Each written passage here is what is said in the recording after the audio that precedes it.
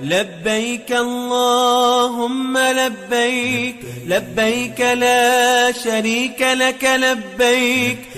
پیشے جو لوگ اللہ کے گھر میں حج میں جاتے ہیں، اور یہ ہمیشہ ہوتا ہے کہ اللہ کے گھر میں حج میں جانے والے تو ہوتے ہیں، لیکن بہت سارے لوگ جو نہیں جا سکتے، بہت سارے لوگ اپنے احوال کی وجہ سے، کچھ دنیاوی آزمائشوں کی وجہ سے نہیں جا سکتے، دل ترستا ہے ان کا، آنکھیں ترستی ہیں انہیں، لیکن نہیں جا سکتے۔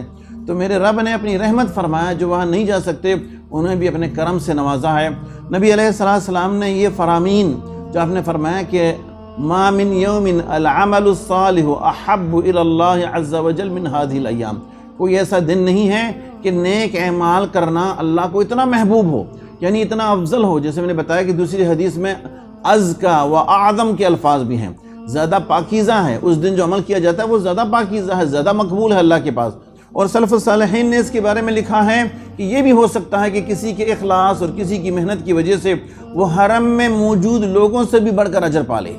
اب سوال یہ پیدا ہوتا ہے کہ ان دنوں میں کیا اعمال کی جائے، کون سے اعمال ہیں جو ان میں کیے جائیں۔ میں وقت کو مختصر طور پر میں 2-4 باتیں کہوں گا۔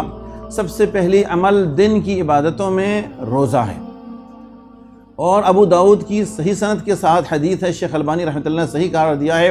نبی صلی اللہ علیہ وسلم کی ازواج مطہرات، آپ کی بیویوں نے یہ روایت کی ہے، کہتے ہیں کہ کان رسول اللہ صلی اللہ علیہ وسلم یصوم التسعہ، نبی علیہ السلام یہ 9 دن روزہ رکھتے تھے۔ کچھ لوگوں نے ترجمہ میں جو ہے 9ویں دن لکھا ہے، لیکن یہ غلط ہے، 9 سے مراد 9 دن ہے۔ 9 دن نبی صلی اللہ علیہ وسلم روزہ رکھتے تھے، 9ویں دن نہیں۔ 9ویں دن کی تعریف تو الگ ہے جو ہم آئندہ ذکر کریں گے۔ یہ 9 دن یہ سنت ہے، جو اپنے نبی کی سنت پہ عمل کرنا چاہتا ہے اس کے لیے موقع ہے۔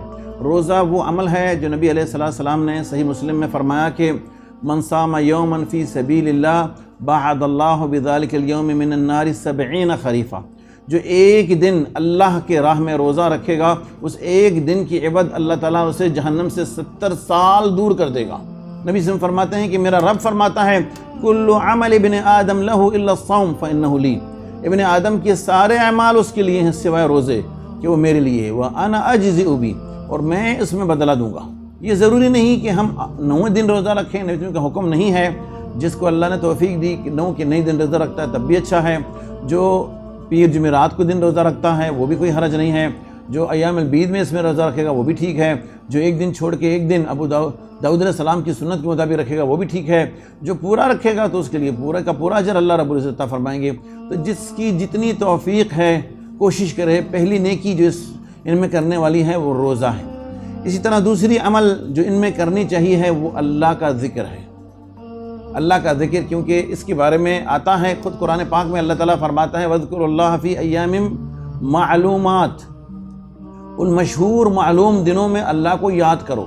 اور عبداللہ بن مسعود کہتے ہیں کہ معلومات سے مراد ایام العشر، یعنی عشر الاولی من ذی الحجہ، کہ اس سے مراد ذی الحجہ کے پہلے عشرہ جو ہیں ان کے دن ہیں، ان میں اللہ نے قرآن میں فرمایا کہ اللہ کو یاد کرو۔ نبی صلی اللہ علیہ وسلم فرماتے ہیں کہ ایام العشر ایام ذکر اللہ عز وجل، یہ 10 دن اللہ کو یاد کرنے کے دن ہیں، زیادہ سے زیادہ یاد کرنے کے دن ہیں۔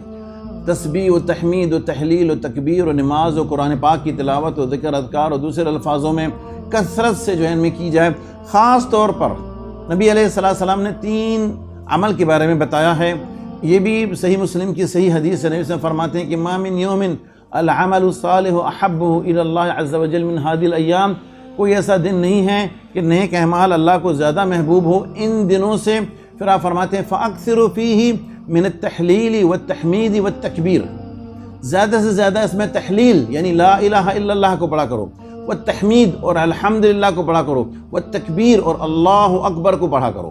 کچھ حدیثوں میں تسبیح کا بھی ذکر ہے کہ تسبیح بھی کرا کرو۔ دوسری حدیثوں میں نبی صلی اللہ علیہ وسلم فرماتے ہیں کہ افضل ذکر اللہ الاربعہ، سب افضل ترین اللہ کے ذکر 4 ہیں، اور وہ سبحان اللہ والحمدللہ ولا الہ الا اللہ واللہ اکبر، یہ چاروں ہیں جو اللہ کو پسند ہیں۔